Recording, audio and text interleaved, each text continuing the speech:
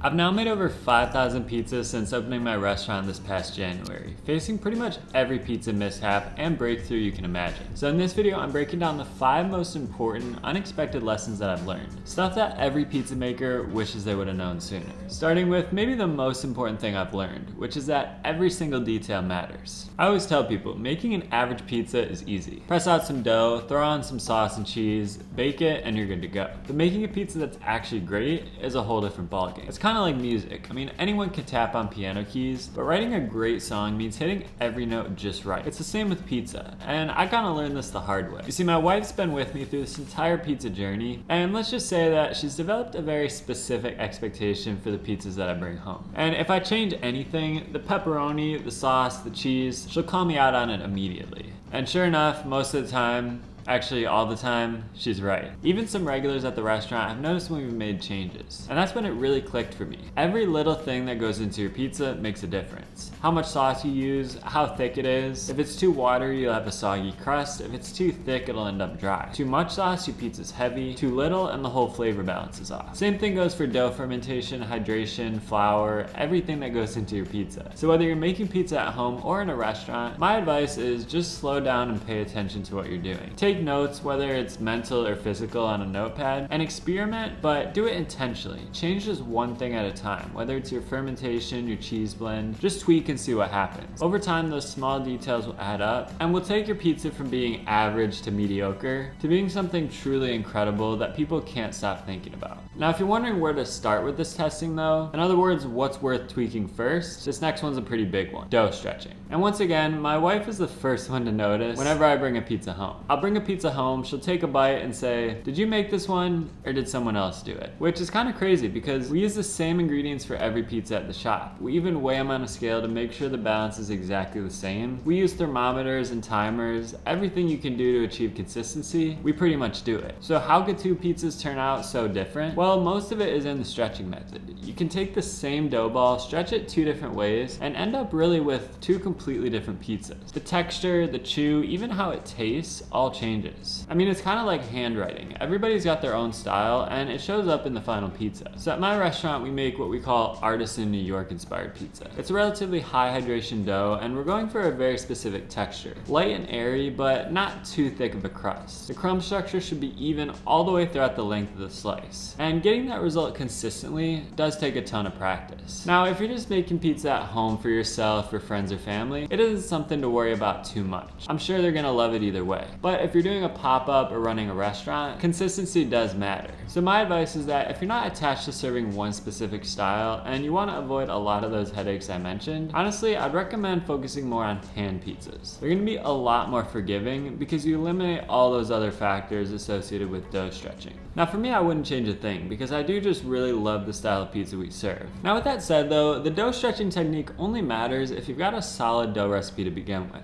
And that leads me to one of the biggest misconceptions that I see. A lot of people think that hydration is the most important part of your dough recipe. But after thousands of pizzas, I can confidently say hydration is just one piece of a much bigger puzzle. Before we get into that though, I'm gonna grab myself a biscuit, courtesy of this video's sponsor, Wild Grain. Wild Grain is the first ever bake from frozen subscription box for sourdough bread, fresh pastas, and pastries. Sourdough is made using a slow, natural fermentation process that's easier on your belly, richer in nutrients and antioxidants, and won't spike your blood sugar like most other store-bought breads. But if you've ever tried to make sourdough from scratch, you know it's quite a process. It takes days, it's high maintenance, and achieving consistency is pretty tough. But Wild Grain takes all the work out of it. Every item they sell is baked in under 25 minutes, so you can have freshly baked bread whenever you want. They've also got fun items like cookies, croissants, brioche buns, biscuits, and you can fully customize each box. They're always adding fun seasonal specials, so you'll never get bored. So if you want to try it out, hit the link in my description and use the code CHARLIE to get $30 off your first box, plus free croissants for life. So thanks again to Wild Grain for sponsoring this video, and thank you for your support.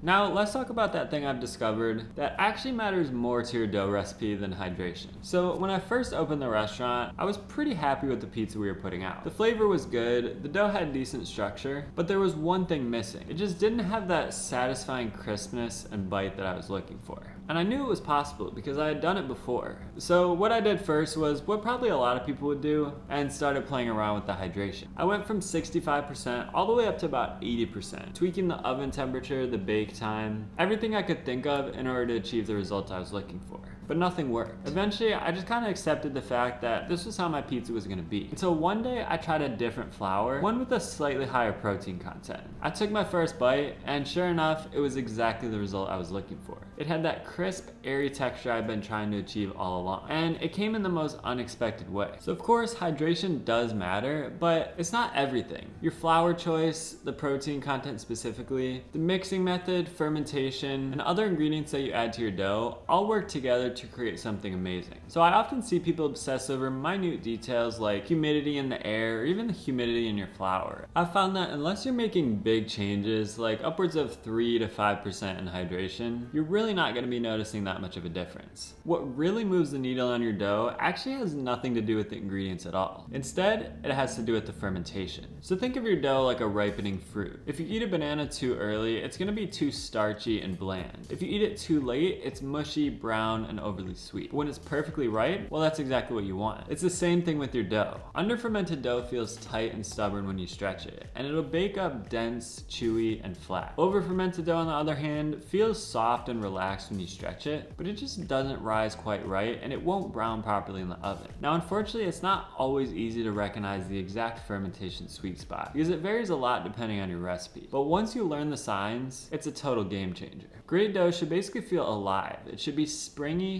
but not stiff. Relaxed, but not too slack. And when you bake it, it'll rise beautifully with an airy crumb and a golden brown crust. Now, if you want to see all these lessons in action, you can check out this video right here where I walk through my ultimate New York style pizza recipe designed specifically for outdoor ovens. Either way, thanks a lot for watching, and I'll talk to you in the next one.